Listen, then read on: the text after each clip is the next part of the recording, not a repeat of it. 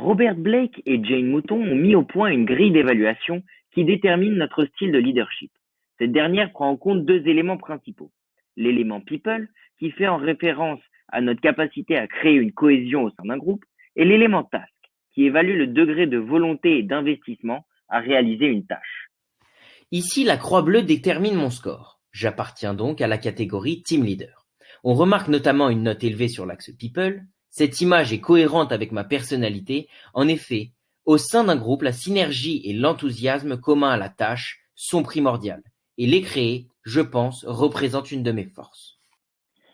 Il existe donc 4 types de leadership situationnel: le style directif, le style persuasif, le style participatif et le style délégatif.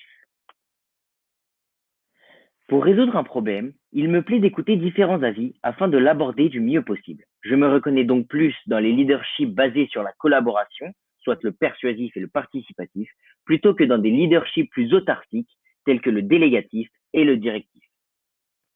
En effet, comme l'a dit le Dalai Lama, quand tu parles, tu ne fais que répéter ce que tu sais. Quand tu écoutes, tu peux apprendre quelque chose de nouveau. Chaque avis est important et permet d'aborder le problème avec une vision différente. Pour créer une culture d'innovation, il faut donc favoriser la communication. Prenons l'exemple de cette entreprise qui avait été engagée pour créer un capteur capable de détecter de très faibles concentrations de polluants dans l'eau. Ils avaient été payés 1 million de dollars pour le projet et l'équipe comprenait des profils à compétences variées, avec notamment ingénieurs, informaticiens, etc. C'est seulement après 45 minutes que le biologiste assigné à l'équipe posa un sac de moules sur la table et annonça avoir résolu le problème. Les moules avaient en fait la particularité de s'ouvrir au contact de ce type de polluants, même en infime quantité. Ainsi, une tâche qui semblait nécessiter beaucoup de ressources fut résolue en apportant une connaissance externe au problème. C'est donc grâce à une situation nécessitant un leadership participatif qu'ils y sont arrivés.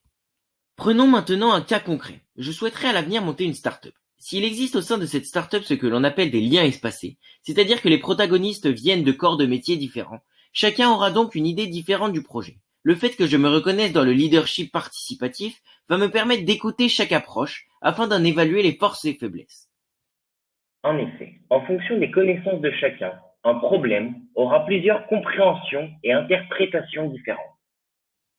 Il faut donc trouver un modérateur capable de créer des synergies au sein du groupe et d'en tirer le meilleur, ce que je pense pouvoir être mon rôle. Pour trouver notre produit, on pourra ensuite appliquer la méthode de l'entonnoir clairon. On écoute chaque idée lors d'un brainstorming, on les challenge, puis on obtient un prototype. Ensuite, on l'améliore et on obtient notre produit.